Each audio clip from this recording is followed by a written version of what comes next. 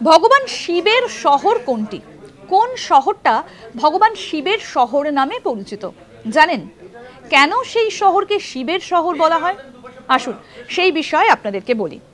পুরাণ, বেদ এবং মহাভারত সহ হিন্দু সাহিত্যের প্রাচীন যে মহাকাব্যগুলো রয়েছে সেখানে যেটা বলা হচ্ছে যে বারাণসীর কিংবদন্তি বলছে যে প্রায় 10,000 বছর পিছনে যদি যাওয়া যায় তাহলে এর সম্পর্কে আরো বেশি তথ্য উঠে আসে।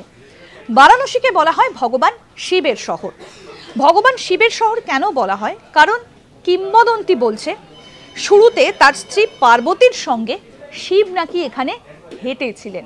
অত্যন্ত পুরনো একটা শহর বারাণসী এবং 10,000 বছর আগের প্রচলিত লোককথা কিংবদন্তি বলছে যে এইখানে নাকি শিব তার স্ত্রী পার্বতীর সঙ্গে এখানকার রাস্তায় হেঁটেছিলেন, আর তাই এই শহরটাকে এখনো শিবের শহর বলা হয়।